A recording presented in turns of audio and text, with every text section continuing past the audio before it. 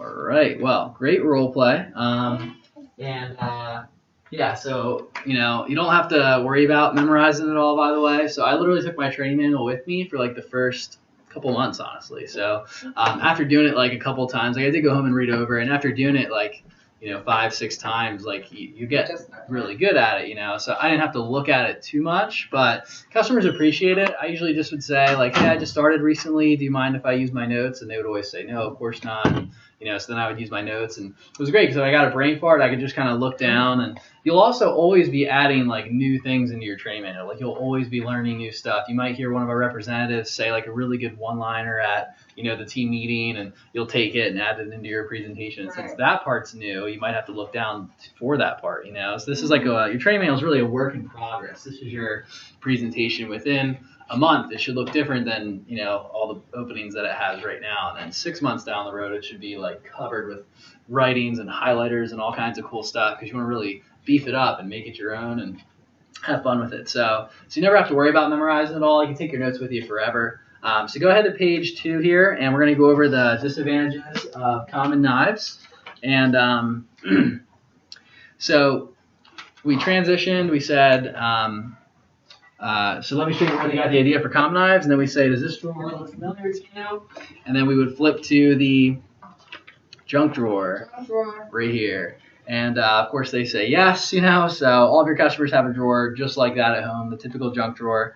So we say many people have a drawer full of knives like this that don't work, by the way, so we don't want them to feel like singled out. So a lot of people have a drawer like this, but just so you know, most household knives, now we start to educate them. Most household knives are a perfect example of what's called planned obsolescence.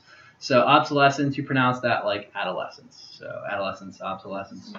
Obsolescence, yep. And that just means, what that bold letter means is that they're engineered to dull or break after a year or two. So that's written in there. It's already typed right after it. So that's what that word means, obsolescence. And it's like car parts is a great analogy to give the customer. So I always say kind of like car parts because how car parts like brake pads, you can get brake pads from, I think it's Goodyear that has like the lifetime ones that last forever. It's like, well, how come some of them last a long time, some of them don't? It's like, well, some people use cheap stuff and some people use really good stuff, So, so it's kind of like car parts, but a lot of people spend a lot of money replacing their knives over and over and over again, and it just gets really expensive in the long run, Most people, the way they buy their knives is the way they buy everything else. They just go to Walmart, Target, Kmart, and they spend $50 here, $100 here, and they don't really think about how much that ends up costing, but how long do you think the average person cooks for? How many years? Like 40, 50 years at least, right? So, yeah, so they probably, we'll say at least 50 years somebody cooks for. So if they spend $50 to $100 a year for 50 years, they're spending $2,500 to $5,000 on these, right? I mean, that's crazy for junk, right? And they don't think about it because it's like, oh, it's $50, But how much is that costing you in the long run, So it does cost a lot of money in the long run. And here are some of the problems with common knives. I usually ask them, so that way it's not just me talking the whole time. I'll just add in some questions. So great question you can add in right below. Here are the problems with common knives. Before you start telling them about the handles, I say, do you have wooden or plastic handles? Simple question. Do you have wooden or plastic handles? And then they usually say, a little bit of both. It's like, okay, cool. Well, wooden handles, you'll notice that we compliment it first. We'll say those are going to be really attractive when they're new because we don't want to make the customer feel bad. So wooden handles, they're attractive when they're new, but what happens is over time, they're going to crack, break, chip, splinter. They absorb odors, moistures, bacterias. They're just kind of disgusting, really unsanitary. Wooden handles are actually banned in food preparation in 38 states for being unsanitary. So 38 states won't even allow you to use wooden handle knives in restaurants. Yeah, so I would add that in there for sure, right? So wooden handle knives banned in food prep. That's all you have to write. Banned in food prep in 38 states under the wooden handled section there. So banned in food prep in 38 states. So now, if a customer has a wooden handled knife, how do you think they feel about their wooden handled knife by the time I just got done talking? Yeah, or they're like, oh man, I need to get rid of these, right? Yeah, so, and that's the goal, is like, I want to kind of sell them off of what they have already. Because if by the end of this page, they're still like, yeah, but we got knives. It's like, well, why would they buy new ones, Right. So, but if they're like, ooh, man, my wooden handles are like banned in food prep, gross. I should get some new knives, right? I actually use that face too, that yucky face. I use that this whole page. So the whole time I'm like, yeah, they're unsanitary, they're all that stuff. Just use the gross face. So realize that your customer is a mirror image of you. When you're excited, they're excited. When you're lame, they're lame. When you're grossed out, they're grossed out. So so I think communication, it's like, I don't know the numbers, but it's like 20% is what you actually say. It's like 60% body language. Absolutely. And then like, 50% how you say it. That added up to like 130. But anyway, you get what I'm saying.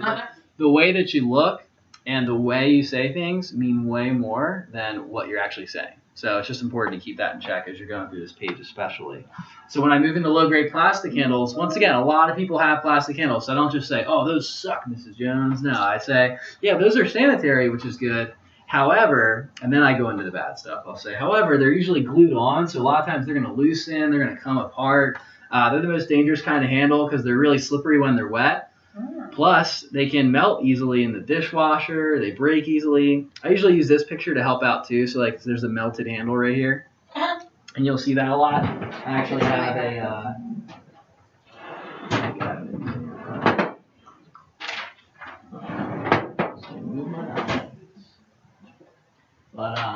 anyway, you'll see with wood, as an example, like where it says it cracks and chips, like this piece here, you can see it like cracked off a couple.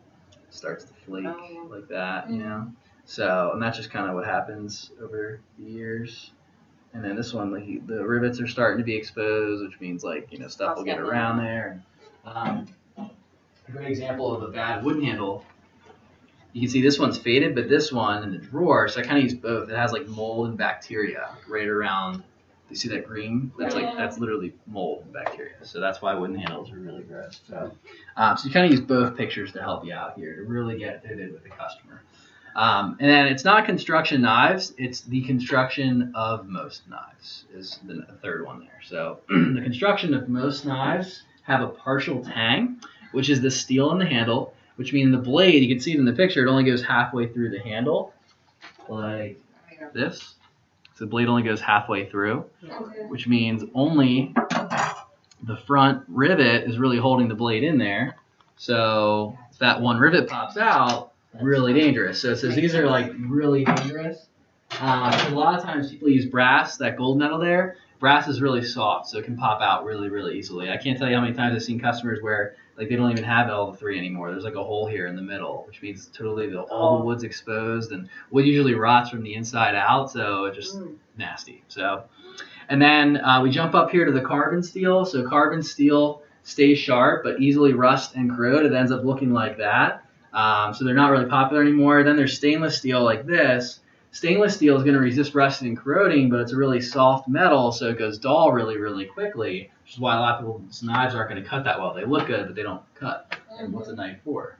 Cutting stuff. So either you have a sharp knife that is dirty or a clean knife that's not sharp. So either way, you're missing out with pretty much every other brand. And then there's serrated edges like this. That's the ones with like the teeth, like the saw edges. Serrated edges, they stay sharper longer, but they rip and tear at your food, and they can't be resharpened. So once they're dull, you can't put new edges. You just got to throw it away and buy another one, which is why people like straight edges. However, straight edges make a clean cut, which is good, but they have to be resharpened all the time because there's nothing there to protect the edge. It's probably stainless steel, so it's going to go dull really quick. And dull edges are actually the #1 reason for kitchen accidents. Think about it. If you have a sharp knife, you don't have to press too hard. Whereas if you have a dull knife, you have to press really, really hard. So if it slips, you're going to hurt yourself pretty badly. With a sharp knife, you get a nick here and there with a sharp knife, but if you get a little nick compared to like taking your finger off with a dull knife, and I always make sure I definitely cover that because I've had some customers where they're so used to dull knives that they're like almost afraid to use Cutco because it's so darn sharp, So that's why it's like a reason. That's like one of the small hidden objectives of what we're covering right there. So you want to make sure you're saying a sharper knife is a safer knife, and you kind of tell that story. Like with the dull knife, you got to press really hard, whereas with a sharp knife, it goes right through, so you're less likely to cut yourself. And if you do cut yourself, it's like a tiny nick because you're barely pressing, And then our transition, it says most household knives are unsanitary, they're unsafe, they cost a lot of money in the long run. So let me show you how Cutco has solved all of these problems, and that's kind of how we get to the next page. Now, before you go to the next page, let me go over the objective there. You probably picked up on it, but the objective of this page, you can write it at the top again, page 2, is to answer this question for the customer, which is, why should I replace my knives? Why should I replace my knives? Why should I replace my knives? And it's important to hit that objective for the customer, because if by the end of this page, they're not wanting to replace their knives, then what's the purpose of the rest of the presentation? Yeah, so our goal is to really get them, at least open-minded to, once again, like possibly switching out what they have for some other tools. Yeah, so we want them to rethinking that stuff.